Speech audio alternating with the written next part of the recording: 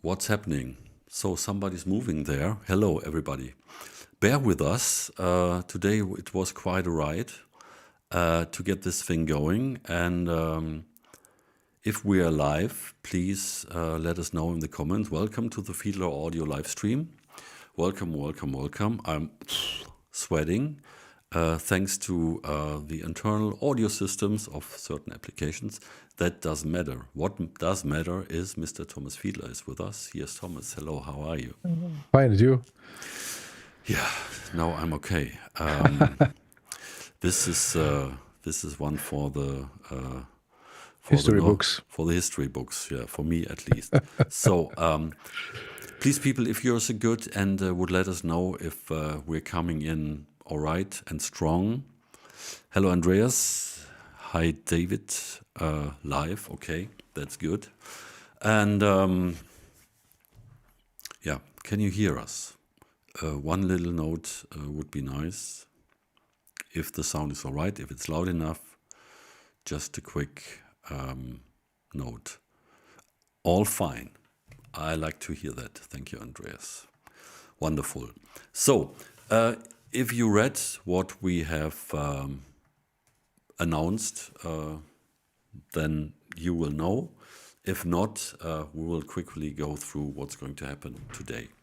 So first of all, I will give you a quick tutorial walkthrough how Bitwig, this amazing DAW, has to be set up or can be set up to quickly get into Dolby Atmos with the help of course, with the Fiedler Audio Dolby Atmos composer created by this gentleman here. And then we will have something special for you, and then we can talk a little bit about some industry stuff I heard and picked up during our Berlin visit, seeing the mastering studio where Grammy-winning engineer Hans-Martin Buff is involved with. We talked to Stefan Bock there, very experienced engineer for immersive audio. And there was some exciting news. And then maybe something else. We'll see where the time will go with us today. So, Thomas, have you anything to add? Did I forget something? No, I think let's dive right in and let's get started with Bitwig. All right. So for you guys to know, Thomas will not be able to hear what I'm doing, but he will see the screen. So we have to improvise a little bit. And so here is Bitwig, when you can see it. And I just simply hit, I will not hit play because I will hit stereo direct first and see what's happening. So this is Bitwig, you know this, arrange page stuff. Let's listen a little bit. You know the track, it's from the last one. From the last live stream, this Ableton live track we had. Track's called Raptor.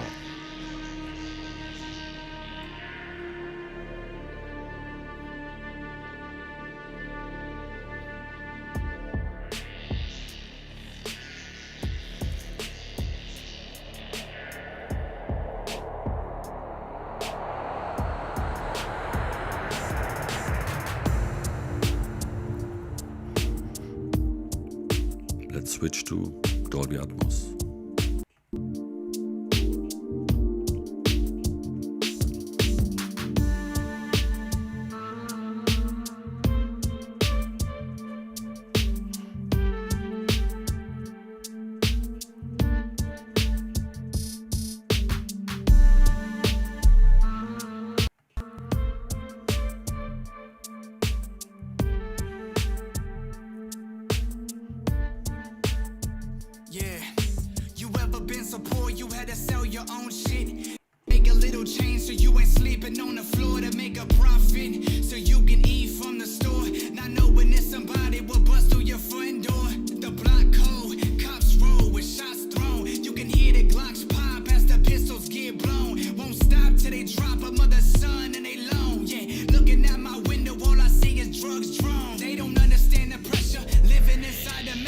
Watching your mama sell her pain pills off the dresser.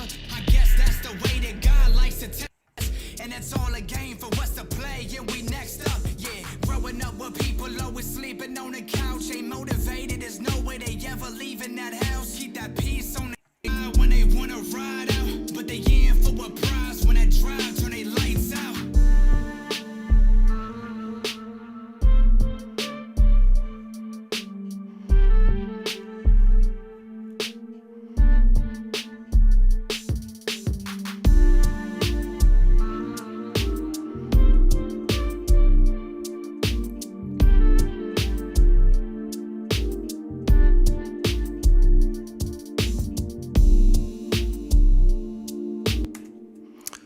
So, go for a moment back to this screen. So, Thomas, you didn't hear anything, right? So, but you've seen it maybe for the first time. Bitwig with the Fiedler Dolby Atmos composer and Dolby Atmos simple. What we did, let me have a look and go back to the Bitwig screen. Here we are. Okay, simple arrangement, and you have a couple of audio tracks. Then we have this master, which is the one here. That's the master. And the master has inserted the Dolby Atmos composer here. You can see that. Just business as usual. And how did I treat the rest of the thing?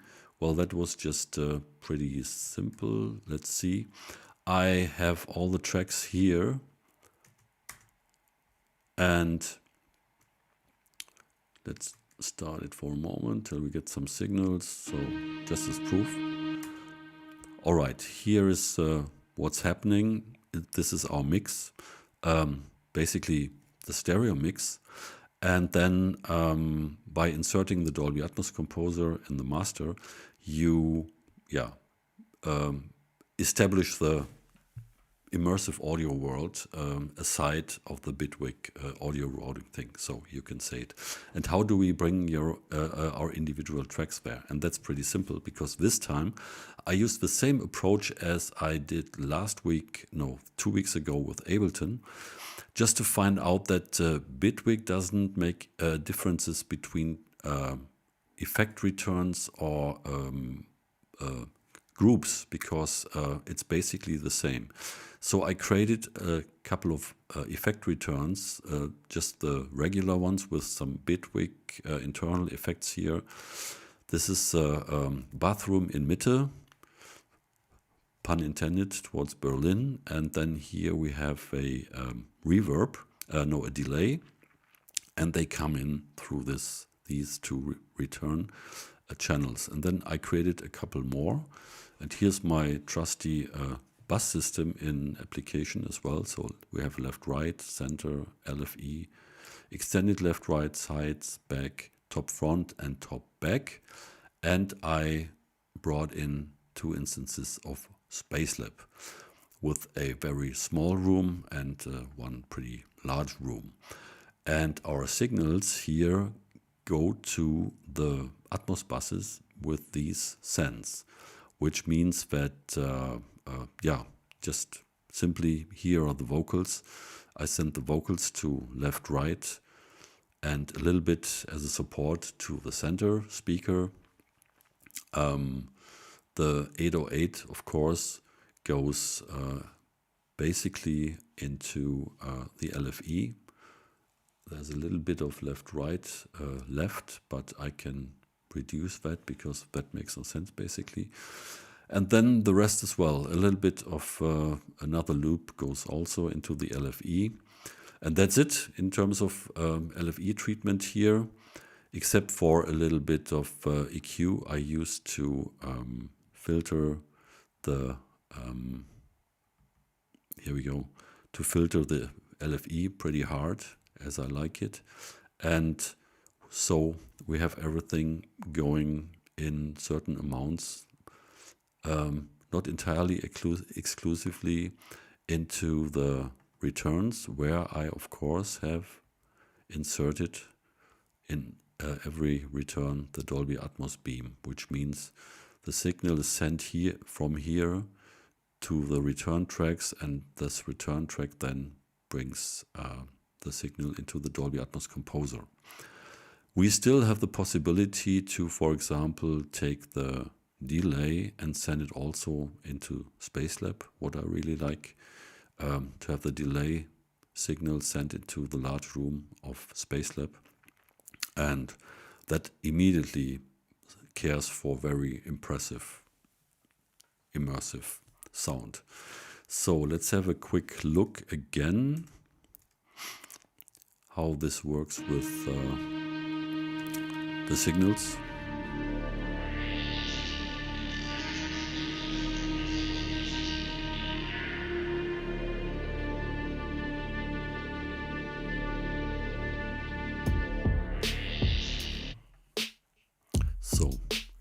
we hear what we have on the left, right.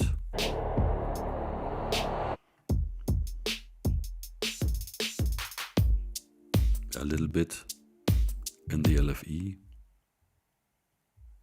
I don't know if you can hear the LFE via YouTube, but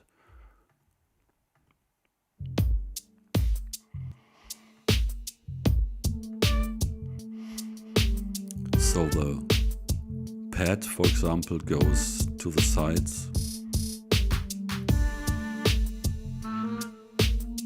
The reverb goes, the delay goes to the back. Then we have the space left, right. You ever been so poor you had to sell your own shit to make a little change so you ain't sleeping on the floor to make a profit so you can eat from the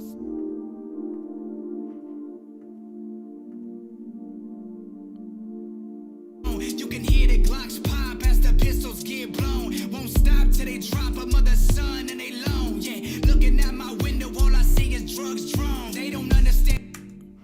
So far, so good. So I would say so transparent. Thomas, what do you say? Do I make any sense here? Yeah, I mean, I know the song, so I know that it sounds great. There was one question from Andreas, who asked where the boss was gone in the stereo version when you had to switch to stereo.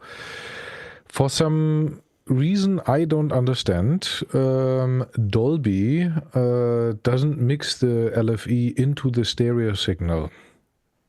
Who knows why? But in the binaural signal, it is in.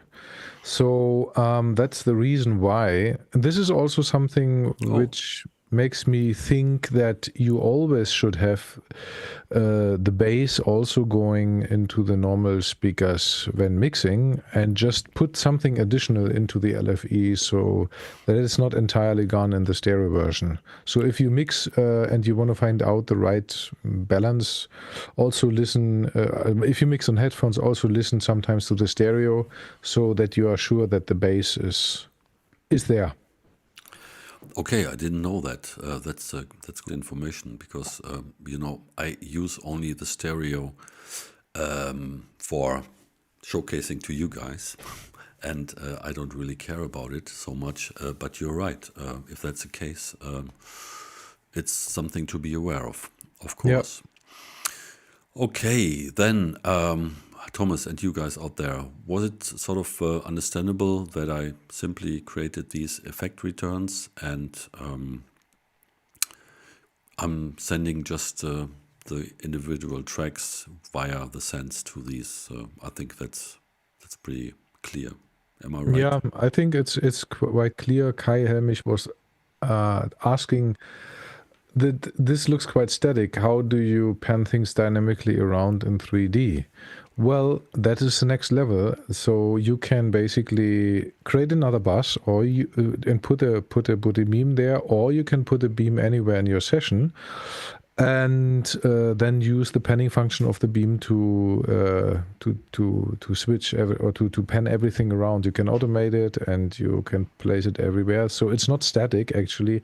It's just for starting out when you just want to basically fill your 3D panorama quickly with something. You can use that approach that you have buses for each speaker pair, put a beam there, place it to the speakers, and then just use the sense to feed the speakers according to what you want. But of course, if you want to create motion, if you want to create moving objects, then you need more beams, basically panners, which send the audio from anywhere in your session to the composer, and then you can do your pannings. Yeah, I can quickly show you how you would do that. So let's say we have these weird strings. Where are we? These here.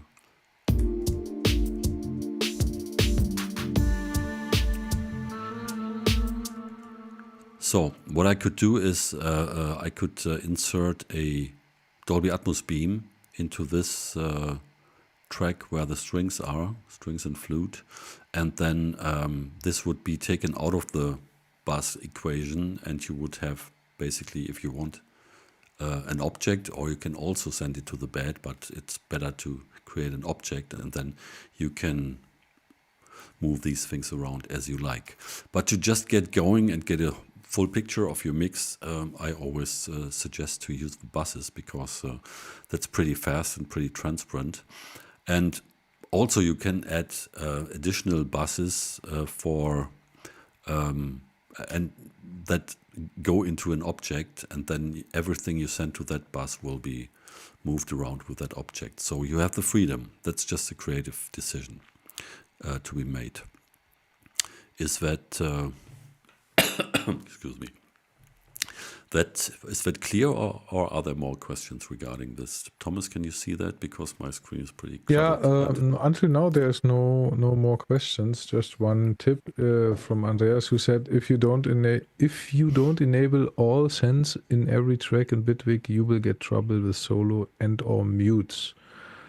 That must be some routing thing in Bitwig. That's something I discovered. That's why in the end, for the muting, I just used the Dolby Atmos composer, because I found that when you solo stuff, there's another, I think the solo channel then for monitoring has to be routed and configured separately, which can be done, but this was a little bit tight today in terms of times to get what's coming out of Bitwig into OBS, so that you guys can hear this as well. But there's a solution for this. Yeah, and then there's one more thing here. Kai says you lose your faders. Yeah, that is usually the case if you have pre-fader inserts. And as he says, he requests post-fader inserts. Well, that you actually have to request to the makers of Bitwig. Because I cannot invent post-fader inserts in Bitwig. On those DAWs which have post-fader inserts, you can insert the beam onto such post-fader insert, and then you get all the faders and all the pannings which you already have inside the beam.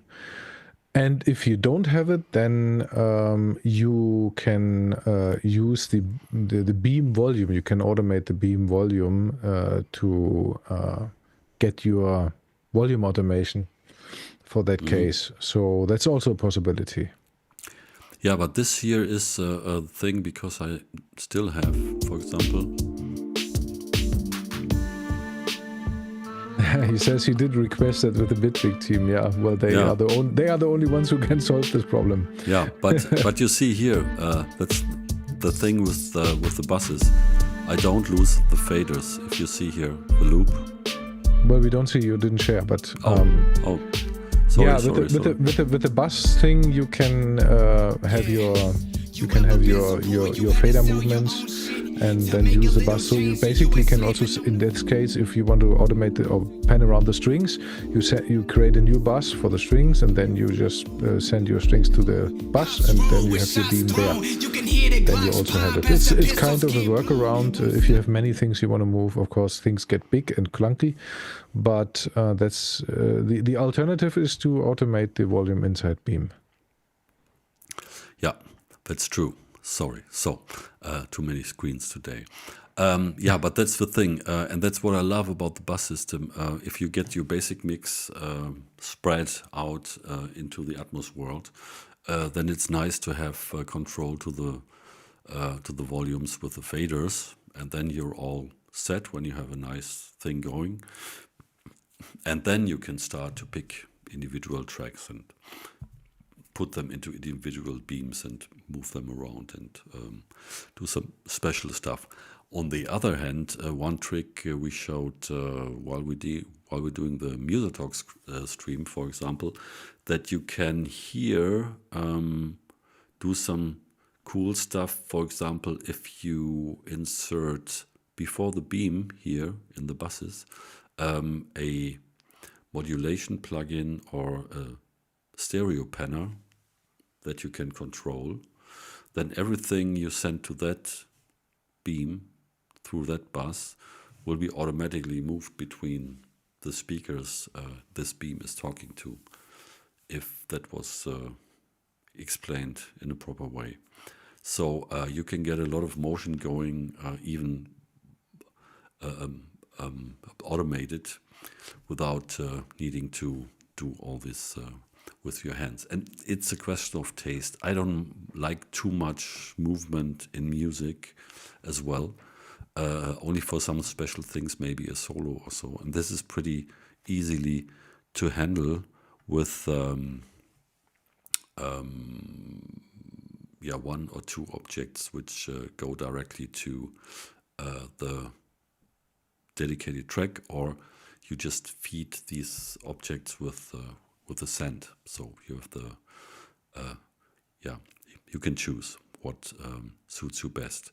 And I always like to be able to keep track of things. And with too many volumes separated into various windows, you can pretty easily lose track, especially when you're on a laptop. When you have a big screen and have all your beams there, then it's pretty simple to adjust the volumes. But it's a question of taste and workflow. Good. So I would like to move on with one of the special things we promised to you today. And for that, I will go back to Bitwig, and I will go to the composer, and I will hit play again. The composer is not yet visible, so you might want to share the entire screen. If you can only see the Bitwig. Oh, mixer. That's another specialty of Bitwig. Let's see if I can fix that while we are live. No, I see only Bitwig Studio, and if it doesn't care about the composer. So we see your mouse moving, but we don't see the composer window. And now? No. Any change? No. Okay, wow.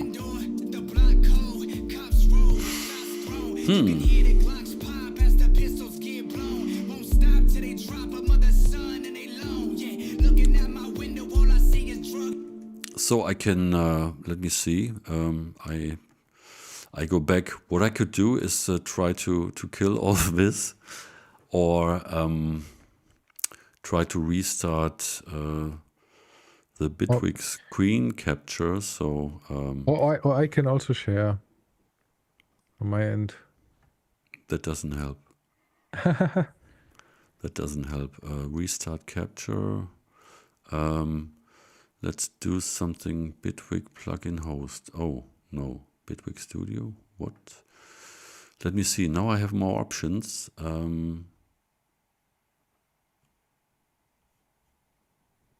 No, it's gone. Bitwig Studio. It will be so. No Atmos composer. So that's too bad.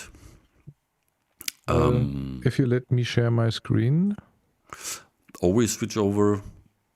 Yeah, I can show it. I can't show them at the same time. So, Thomas. Yeah, wait. You have to allow me to share the screen. And let's do that. And we can go over there. That should work. Let me put the composer here. Yes, thank you. So now let's take the correct. That would be desktop number 3. And share. Now you should see. Let me know if you see it. Now we have Bitwig open. It's basically the same session as you can see. So we have the same session here. And we have here the composer. And you can see basically incoming the beam connections and the Spacelab connections. And the master channel, which is the very specialty of the composer, so that you can basically process your incoming mix through plugins. So, for example, we have our famous Gravitas plugin, which is a mastering compressor, And this mastering compressor is able to compress up to 128 channels at the same time. So let me see if I Thomas? can. Yes, do you hear me? Yes, I can hear you. And also, I could tell you that we have a chance to see the composer now on my end. So Okay. I could take over. Okay, take over. And yeah, here we are. So, do you see Yes. the composer? You see that? Okay. So you wouldn't be able to hear it again, but let's talk about what you wanted to talk about. Let's start with the mastering chain, which some of you know already, are familiar with. And you see this, Thomas, right? Yes, you yeah, see yeah, it? Okay, yeah. okay. So, All right. yeah, just please go on with what you were saying. Yeah, for I a mean, moment. yeah, that's the mastering chain.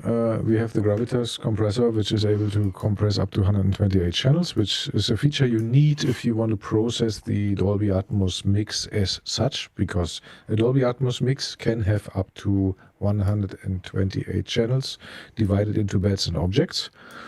And so that basically the master channel processing actually goes into your Atmos mix, which you can then deliver to distributors, you need to do it before it actually gets rendered to speakers or headphones. It means it's still on the mix level. And this is exactly what the master channel does. So here we have Gravitas. If you hit play, you will see Gravitas processing. So I just suggest you hit play and continue. Now you can see it's jumping around the meters, and you can see that Gravitas is working.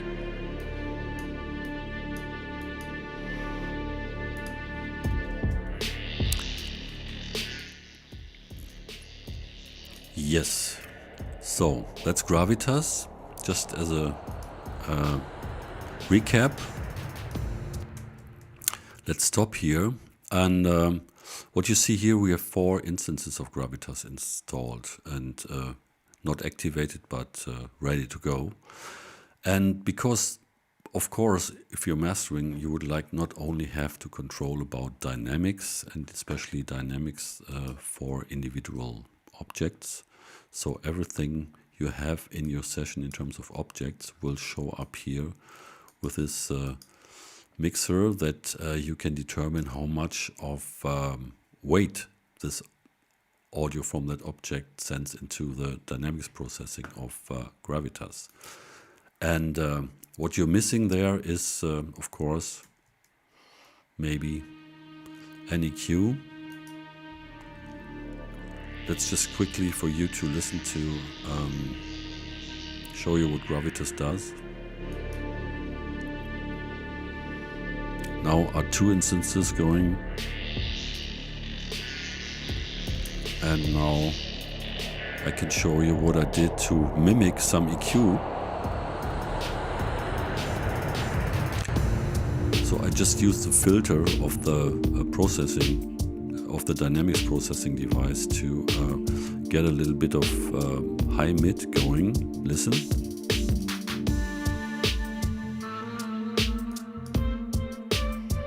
That was a little bit subtle, obviously. Get it a little bit more.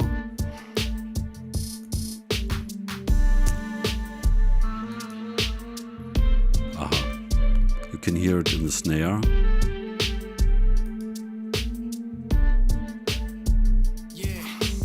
So, yeah, so that was what you had to do up until soon, because there are some changes to what's available for the mastering section in the Dolby Atmos Composer, and this is going to be this sneak preview here.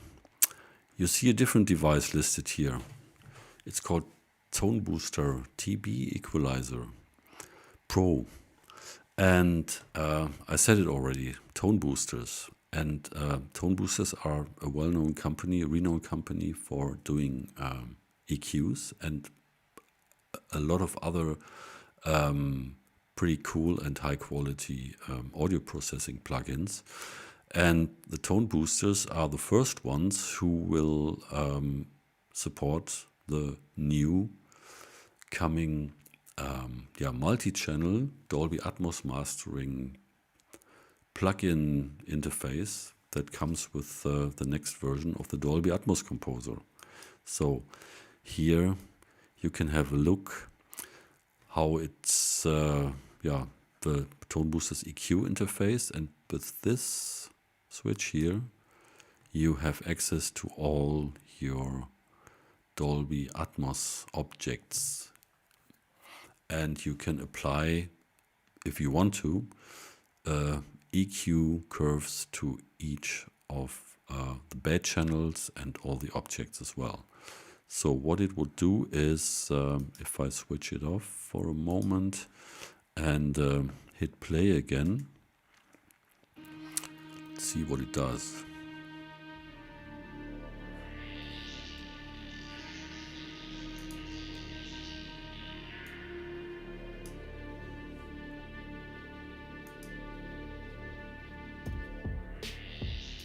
Let's go to part with the vocals. So, bringing in Gravitas.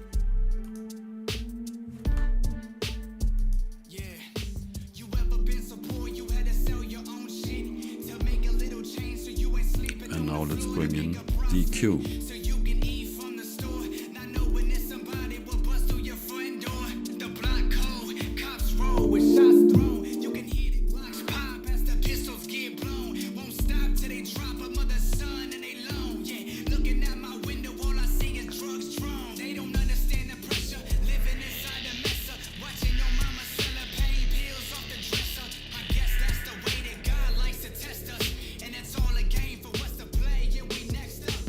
Without EQ, with EQ, plus another healthy doses of Gravitas.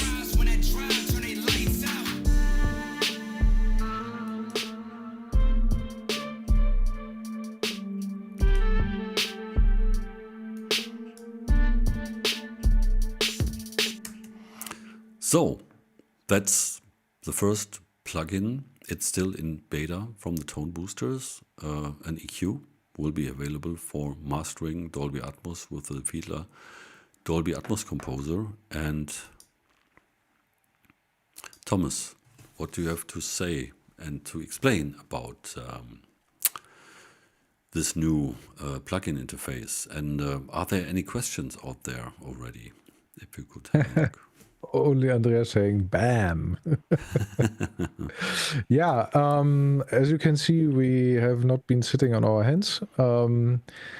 So something, I think next week we will announce all the details about this new plugin interface.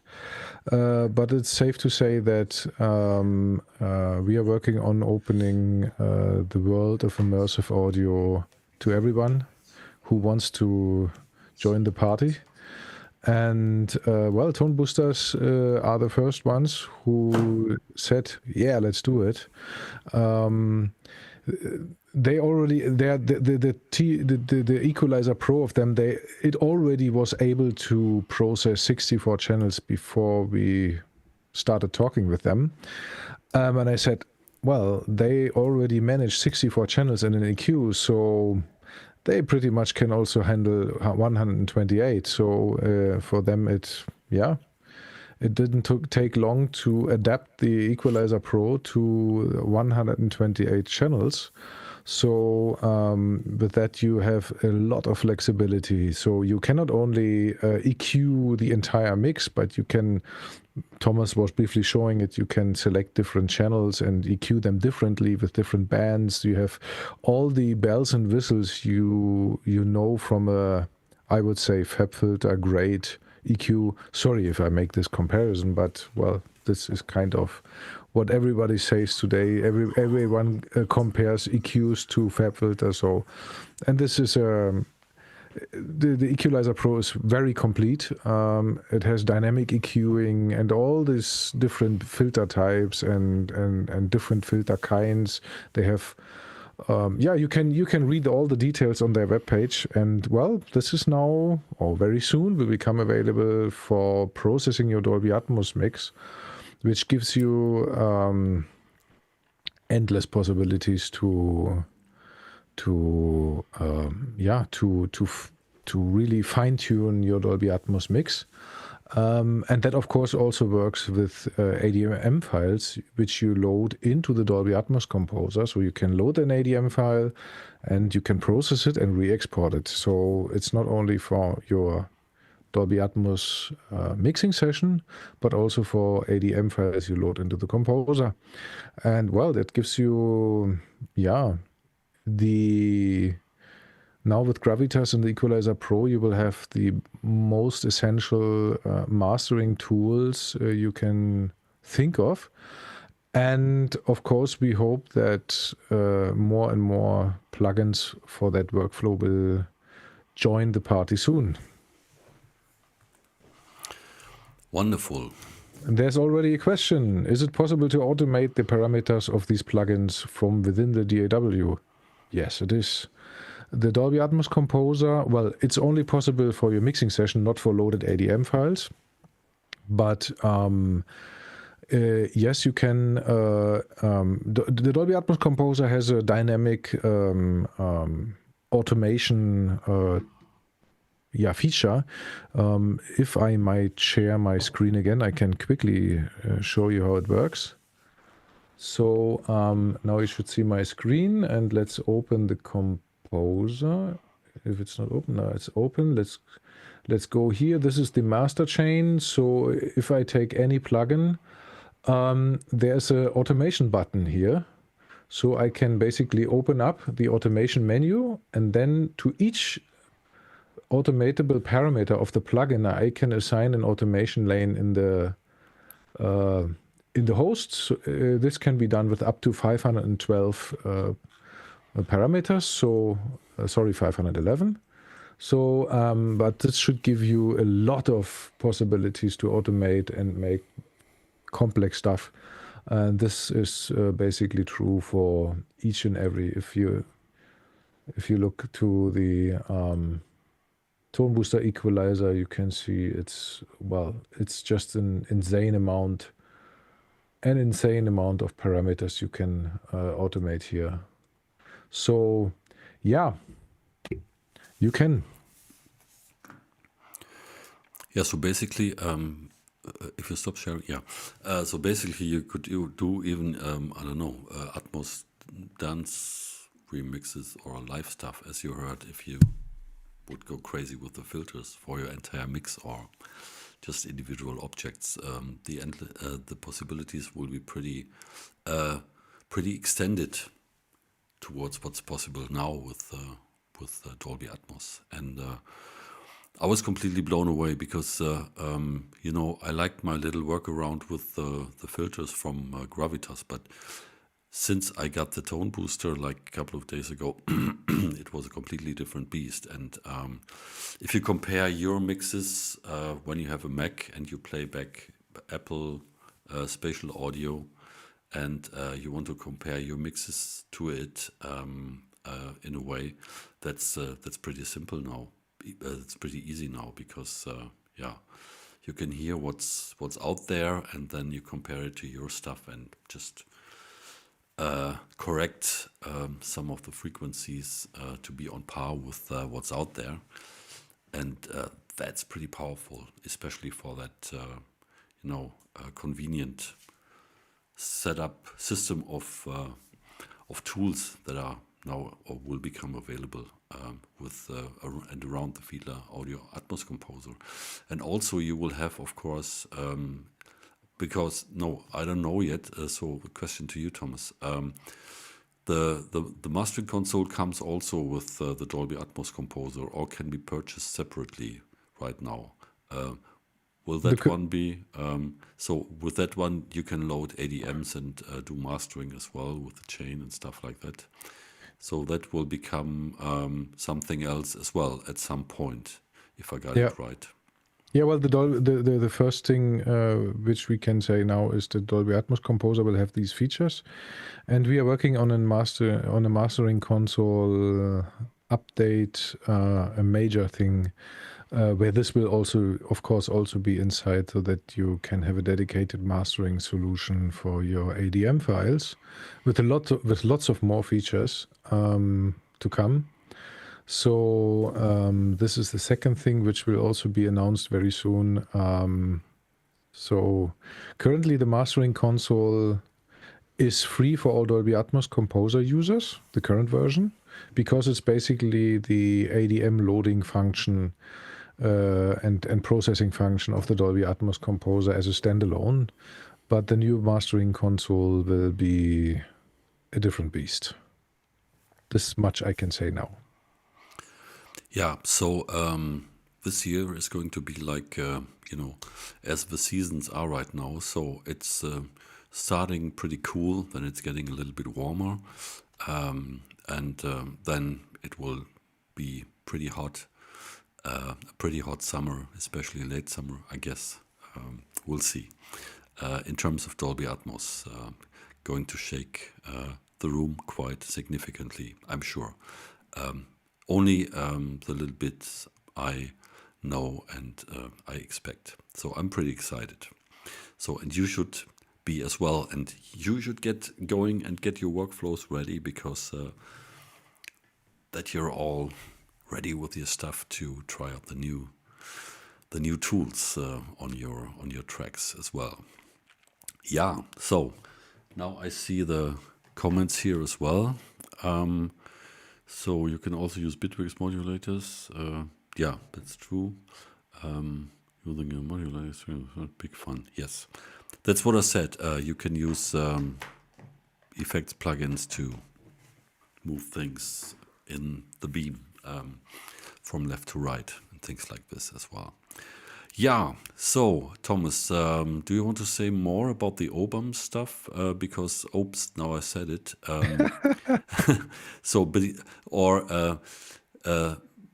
the other thing is true. You didn't mention the name of the plugin interface. Yeah, not yet, but it will come. Yeah. Okay, no worries. so there's now something out there, and nobody will understand what I said. It was just a hiccup. Yeah. So shame on me. But yeah, some other things were on the roster for today. I just wanted to talk a little bit about, because we spent a little bit time in Berlin visiting some Dolby Atmos studios and listening to some interesting productions and discussing the whole spatial audio situation. And we learned a little bit on how it works with the labels, and that there are now dedicated there's now dedicated personnel for certain territories who make sure that the Dolby Atmos production have a certain quality, and they would even request to get into this again and make it a little bit better or different, if that makes sense. And also who make sure that some things just do happen from the catalog in terms of Dolby Atmos. So for all the producers and mixers out there, I think there's now even more work coming, as sooner or later a lot of catalog stuff will, as it comes, be offered in Dolby Atmos as well. That we heard definitely from the Universal Music side of things. And the other thing was pretty interesting. I mentioned Stefan Bock from MSM Studios in Berlin, where also Mr. Hans-Martin Buff is a partner there, the Grammy winner who got this Grammy for the Peter Gabriel album. It was the Outside Mix, I think it was called. Yeah. And that happened at the high-end show last weekend in Munich. So pretty interesting, because there was for the first time a full streaming of kind of uncompressed spatial audio, which is pretty exciting, because we all know that the Dolby Atmos stream, the signal is encoded. And Thomas maybe can say a little bit about that, maybe some details, what that means, and what in comparison to this would mean if you could be streaming basically from an ADM file directly, without having to do this encoding first. Well, If this is something that can be shared and explained in a simple way, in layman's terms, so to say. yeah, well, it's very simple actually. The your Dolby Atmos mix gets heavily compressed into an MP4 file, and this MP4 file is then streamed by the streamers. And the reason for getting heavily compressed is that if you cannot stream an ADM file directly, because it's so much data, the internet is not fast enough to do that. It's just not possible. And so Dolby has created a special kind of codec, which is packed into an MP4 container, and that is then streamed. The problem with that is far from perfect. Sonically, it gets so heavily compressed that if you compare the ADM render in the studio with the MP4 playback in the same studio on the same playback system, you will very much notice the difference. And so there's still a big way to go to actually get it as close as possible, to actually get it really like undistinguishable from the original mix. Something which after some time was possible with MP3. If you have the right compression method with MP3 and the right bitrate, then you get it almost indistinguishable. But for Dolby Atmos, it's way more difficult because you have so many channels. So some tricks have to be done. And well, one thing could be, depending on the playback device, taking a render, something which is already rendered from your ADM file, not streaming the ADM or the mix as such, but taking some kind of render of it and streaming that in maybe even lossless. For example, a 714 render of re-render of your Dolby Atmos mix, and then streaming that. This is something which is technically possible. Of course, it is much more than stereo, but it's not an entire 128 channel Dolby Atmos mix. So, and this is something which gives a lot of possibilities. For binaural, it's different because, of course, you can always take a binaural render, but then you don't have head tracking. And if you value head tracking, if you want to give the possibility for head tracking, then you have to think of something else.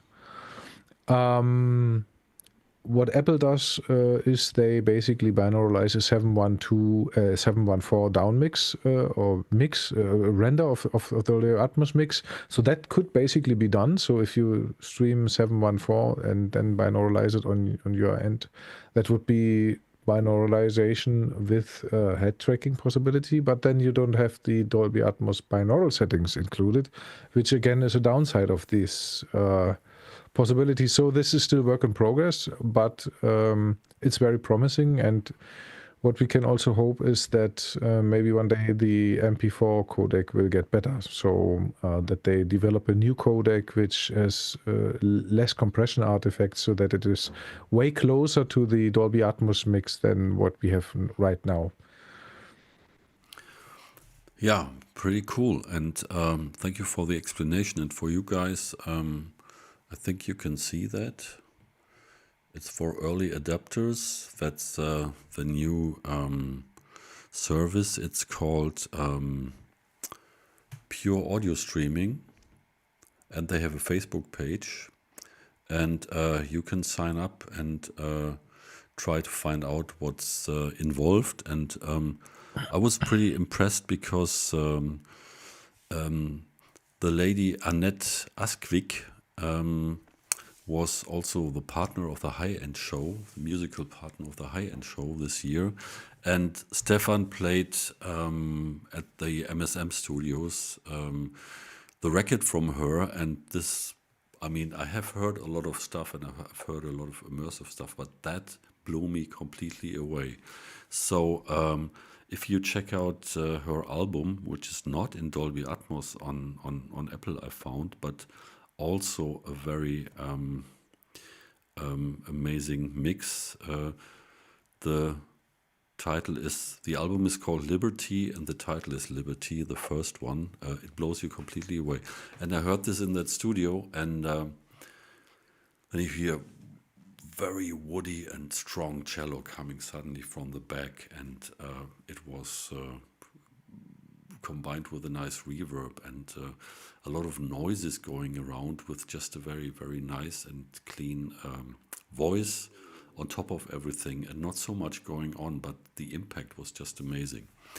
And on the other hand, I was able to just show some of the work that we did for you guys and listen to it at the MSM studios with a 9.1.4 system they have there.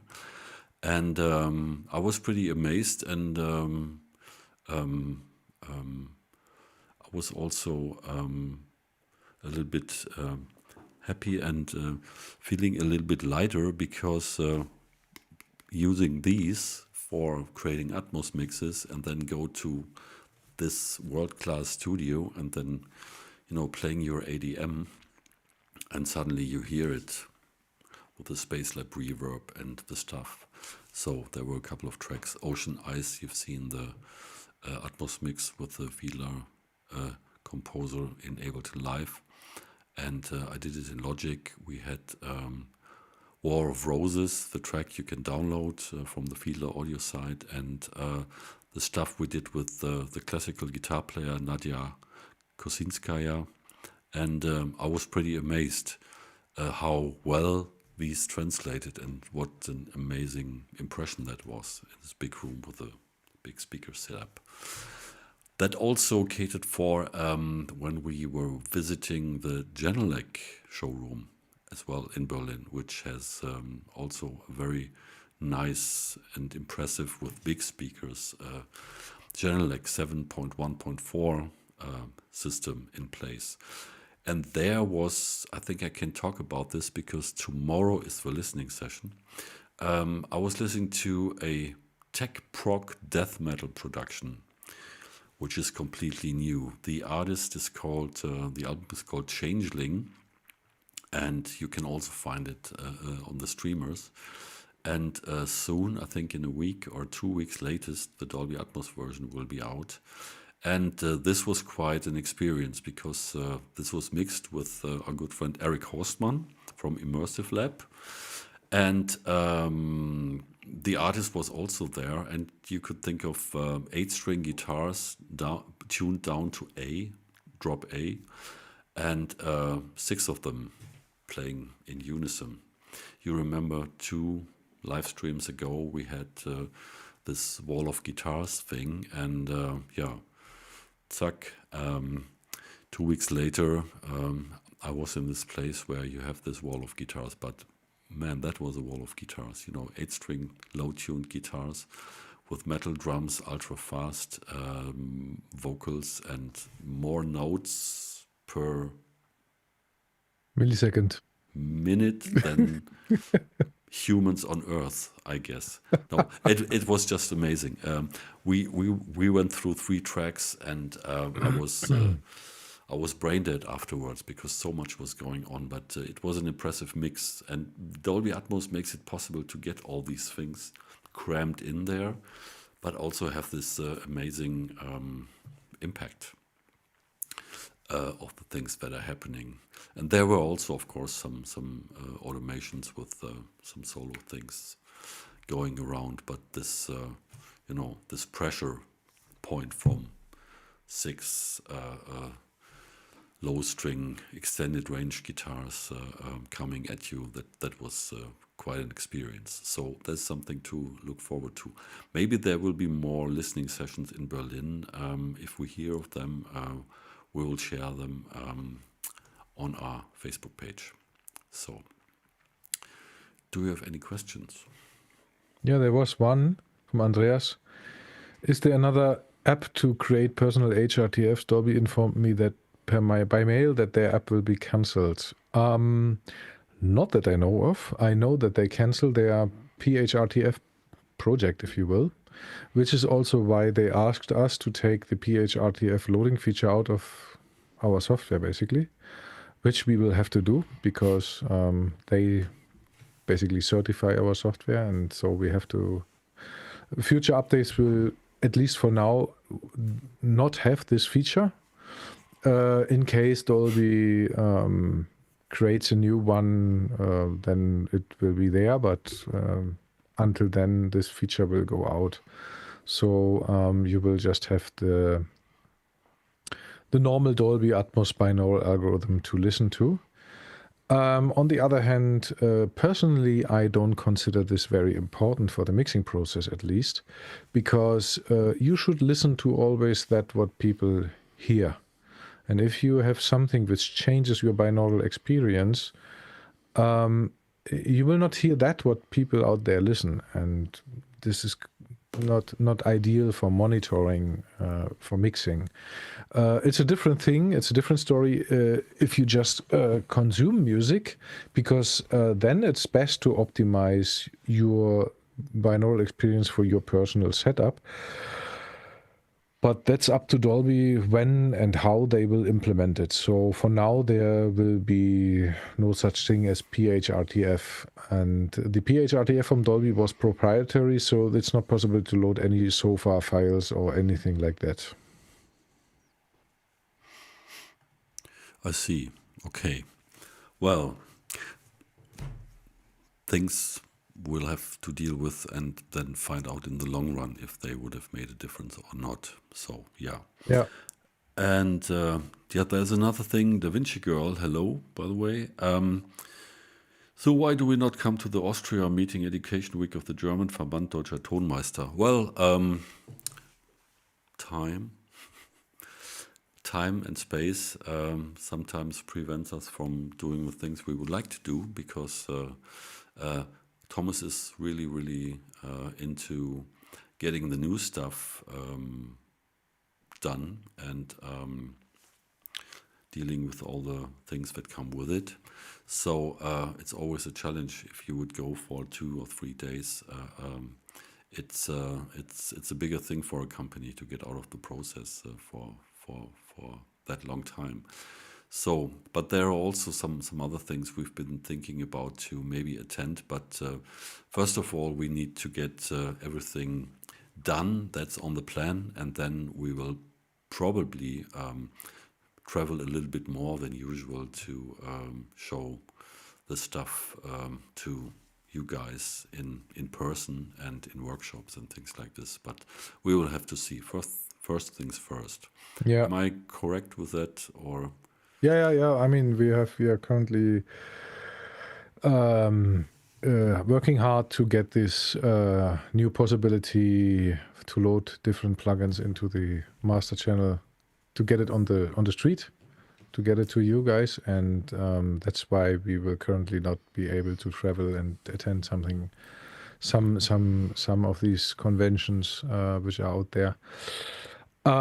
Just because the topic came up, Kai mentioned something from Audio Movers, which is able to transmit to 916. I'm not sure why you mentioned this, but just in case you don't know it, the composer is also capable of doing that, even from inside a stereo-only DAW, such as Bitwig. The Dolby Atmos composer has the external output feature, where you can, inside the Dolby Atmos Composer plugin, select an audio device and send to it your output. So basically, if you have a 16-channel output interface, which you can then directly talk to through the audio outputs of the external audio output feature of the Dolby Atmos composer, even if you're in such a DAW. And I think, if I'm not completely mistaken, Bitwig can also do that, because you can have multiple buses for plugins. So in Bitwig and other DAWs which support it, even if they are stereo in nature, if they have a multi-bus system going on, which can be attached to a multi-channel audio device or multi-channel audio interface, then you can also use that feature to output to multiple speakers from your DAW. Yeah, and well, thank you so much, Kai, because that is a perfect segue in a way to the thing I just spent the last 2 days with in between. Thomas will laugh because he was helping a lot. Because I found out, because I've been thinking after I saw, the Genelec showroom and MSM Studios. So I thought headphones is great, but if you can listen to it with more than one person, together with people, this immersive audio experience, it has a different quality. And so I was wondering, how could I get something going here with my stuff that A, wouldn't break the bank, and B, wouldn't involve too much stuff that needs to be done, and cables and whatever. So I first of all searched for some audio interfaces that would be capable of handling 16 analog outputs, and there are none. No, that's not true. There are some very expensive ones around the 4 to 5K price range, which have then sub-D plugs with the analog connections to it. But that's not really convenient, especially when we were thinking about workshops. Something to be able to travel with would be nice, and just a simple thing that wouldn't need any intelligence with 16 outputs is just not existing. And I found some other solutions, and that went just up to 8 outputs, and that got me thinking, because after realizing that a lot of stuff in Dolby is also handled or measured on the 5.1 basis, I thought maybe it would be a start to get your Dolby Atmos mixes, my Dolby Atmos mixes for you guys, at least to some 5.1 listening system to see how it works in the room and stuff like that. And that led me to these guys. These are very reasonably priced speakers by Presonus, stereo pair, very affordable. And so I just built with my Audient Evo, which has 4 outputs, a 4.0 system, so to say. And that also already makes quite some difference, and is fun to listen to stuff. No, it's not 9.1.6, it's not full Dolby Atmos, no, not at all. But if you can't have the 10, you might be happy with at least the 6 or 7, if it's available. And that's the case, and I will let you know more about that if you're interested, because it's a simple, straightforward way and an affordable way to get some monitoring going for Dolby Atmos, that you're not always shackled to your headphones, and you can listen with friends and family to your stuff. And Thomas, what do you think about this thinking of mine?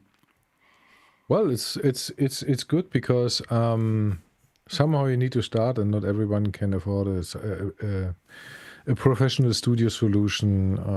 I mean, just think about it. If you take there are some 16 channel interfaces. I think the cheapest one we saw was 2.5 grand. So this is already something. Then if you add 16 speakers, and if you don't take the most expensive, if you have something like $300 for a speaker, for a good speaker, is not much. There are speakers way more expensive. So $300 is like a low-class studio speaker. That multiplied by 16, you are at 4,800 plus the 2.5 grand. You're reaching easily 7,500 or more if you include all the cables and all the other stuff you need. So 7,500 euros or dollars or whatever is a significant amount of money for many people. So if you don't have a studio which produces the money, or if you don't have money lying around, then the question is, what can you do instead? How can you make something of a lower scale? Of course, you can reduce the channels, but you can also reduce the price of the interfaces and thereby get started with the experience. And well, our motto is Atmos to the people. So we always asked ourselves, what is the possibility to what's the possibility for home producers, bedroom producers, creative guys to get into these things at a reasonable price, and something which also makes sense, not something too cheap where you say, nah, for what? So if you think about the fact that the main monitoring device should always be headphones, because especially if you're trying to upload to the streamers, then, well, you already have 90% answered. But it's always good to also, as you say, share with friends and family, and also to have a little bit of a possibility to control, listen without having to go into a separate studio and booking a day there if it is free, and maybe you need 2 days or 3 days, and then also money goes up or the prices go up. So if you can buy a simple layout or a simple setup of speakers which get you going, where you can actually at least control your positioning, your panning and all that stuff, while having the main mix going on headphones, this is a real plus. So I mean, I don't know if you can say it, but we had a look, if you really want to go cheap to get started, there's a $150 audio interface with 8 output channels, and there are speakers which cost $100 a pair. So then you can do the math, and you can those guys exactly, and then you can have something going for under $1,000. And you have a lot of speakers. And with 8 channels, you can get up to 7.1 or 5.1.2 if you want. And so you will have already a very basic Atmos listening setup. And believe me, 20 years ago or 25 years ago, I was jumping from stereo to 5.1, which was already another world. So going from stereo listening to such a small, in terms of Atmos, small speaker layout will be a different experience, and you will hear a lot of stuff which you didn't hear before. And I think it's worthwhile if you want to start out with a low budget, and from there you can scale up as much as you want. Yeah, and I will get on to this journey. I mean, this started already, if I might take this long detour here, when last year I tried to find out, so what's the consumer hearing with Dolby Atmos. And I visited various hi-fi stores, and the result was, after a couple of hours, that we didn't hear one single note in Dolby Atmos from these systems, because they were not really approachable, especially when you're doing your own stuff, because some things have to be streamed and taken from the server and whatever, and you can't simply put in an MP4 file and stuff like that. So this was really, really frustrating. And then I visited a good friend of mine on the other side of town, which was an hour away, who had a 5.1.2 system in his living room. And this was this up beaming system with the 0.2 on the top.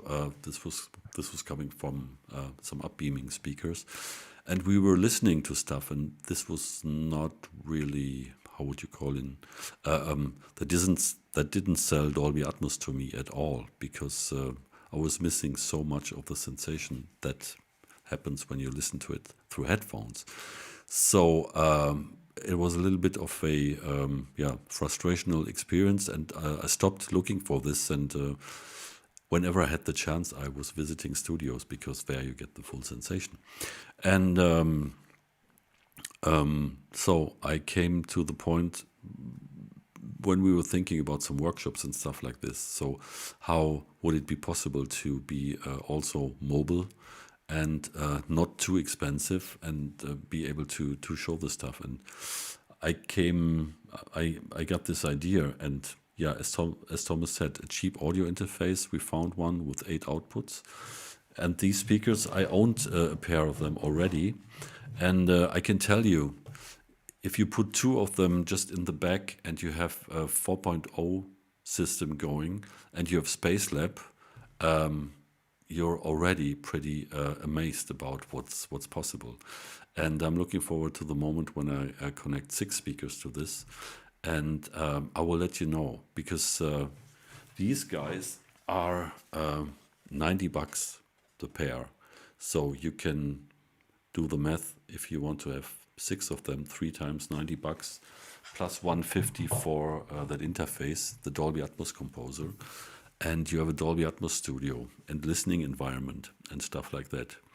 And you can also, I think, configure it in a way that you can listen to the streams from the Apple side of things, TV, and also the music, to be spread out to this one. Because with the audio MIDI setup, you can configure your audio interface with the connected speakers and stuff like that.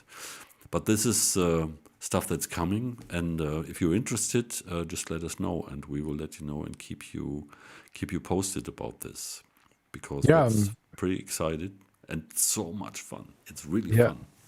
Yeah. Also, since you mentioned Spacelab in that regard, Dolby Atmos itself is limited to certain speaker layouts for rendering. So you either have to do some tricks to get it going, for example, for the 4.0 layout you mentioned, but the other thing is Spacelab, no? And Spacelab is so incredibly, insanely flexible. You can create your whatever speaker layout you have, you can create it in Spacelab, and you can directly render to it. So if you don't need Atmos because you produce music and distribute through distributors or anything, you can use Spacelab instead and output from Spacelab directly into multi-channel. So and you can do all the panning and all the reverb in Spacelab, and basically feed anything, any speaker layout you have. But this is something for a different episode. But if you're interested, we can make a deep dive into that. Yeah, and as I said, Spacelab is latency free. It's 0 latency, especially great for live. Yeah, and that's again another segue back to the 10 days ago at Superbooth, because we had a look at the immersive arena that was set up at Superbooth in Berlin by the good guys from Dolby. Hello to David Ziegler. And they had quite some interesting artists there, and we learned that a lot of electronic music artists are using, of course, Ableton Live and or Bitwig, for example, as their DAWs of choice, also for performing live. And we learned that a couple of them already use the Fiedler Audio Dolby Atmos Composer Essential for doing the live stuff, for immersive things. And this is also maybe beyond or below, if this is allowed, below Atmos, because it has nothing to do with it, just by routing your signals to multiple speakers which are placed in a room. And that creates for some interesting results, of course. And we heard a lot of stuff is going on in exhibitions and installations as well, that there's now multi-speaker setups. I mean, usually there are multi-speaker setups, but now they can be used for immersive audio as well. And that's really interesting. It's a completely different beast, doing something for live and for installations. And also for live, we just discussed this. If you would think of, there's no stereo system from, I don't know, a singer-songwriter or a small electronic act that's playing in a club or so. But if you have 4 speaker systems or 6, then you could simply create your backing tracks in immersive and also mix your stuff towards the various speakers and add a completely new dimension and a new experience for a live audience that might be the little people to even look at smaller bands at smaller venues, because that's not this the popularity of doing this seems to be dwindling down a little bit, but this could inject another excitement into listening and visiting more unknown and independent artists doing their things live when they are really even also sonically especially interesting. But more about that as we go, I would say. Yeah, there's one last question. I think English Bob asks if there's binaurally a difference between 514 and 916. Yeah, I mean, of course, in the Dolby Atmos Composer, you can choose whatever composite or bed you like, bed format you like. I would always recommend going for 916 because that gives you the biggest resolution for anything going on the composite or bed. But anyway, for moving things, it's always good to use objects. But in case you have to put something onto the composite, do 916. There is no hurt in doing this, and it's also not something which will destroy or reduce the quality of experience if you listen to your mix on a 514 setup. So on the other hand, if you mix with a 514 layout as your bed or composite, and then you play that result back on a 916 speaker system, you will have silent speakers. You won't use the full resolution. And if you pan something around, for example, if you pan something around, and on such a layout, and you listen to it binaurally, you will basically pan between 5 fixed positions. While when you use a 916 layout as a composite, and you pan something onto that, making circles around you, you will use 9 positions. That gives you a higher resolution for listening, even on headphones. So it's always recommendable to use 916. Yeah, correct. And how to handle all that for releasing stuff and creating ADMs and then creating stuff for live or performances, we will look into. But after the most important stuff will happen with Thomas coming up with the new versions of the software, and I will fiddle around in my spare time with that and let you know. Okay, so this was quite a challenge today. I think we could wrap it up so far. Yeah. We had Dolby Atmos with Bitwig.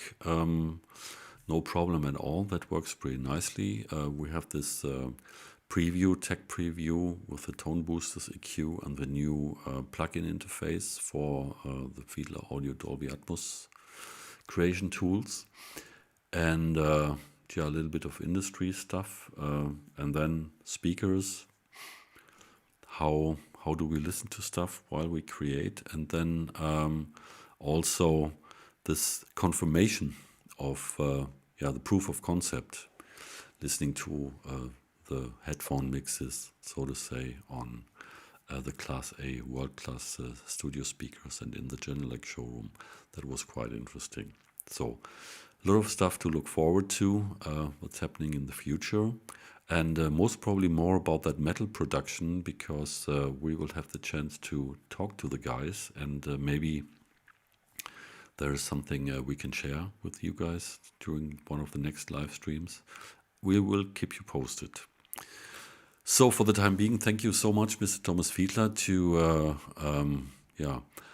hang in there with me today with the challenges. Finally, we got all the audio stuff going, except for you to listen to the music. But hey, and I know it. yeah. So thank you for sharing all your knowledge and this sneak peek into the future. And we're looking forward to see you soon, most probably in 2 weeks, everybody. And then we got more stuff for you to feed on. Right.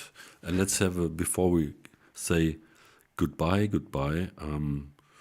let's have a look here if there's some stuff we should. No, everything all right. No, I think everything is cool. Yeah. Fine. Oh, what's the exact speaker model? Okay, it's PreSonus, and the speakers are called Iris, ERIS 3.5. That's the diameter of the speaker. Iris 3.5. You can find them anywhere on Amazon, on the Thomann, big wherever. online stores and stuff like that. Yeah. So very convenient, very light, and well, for that price, nicely built. And I was pretty amazed. So keep you posted. All right. Then Thomas and Thomas say goodbye. drop the mic. Yeah.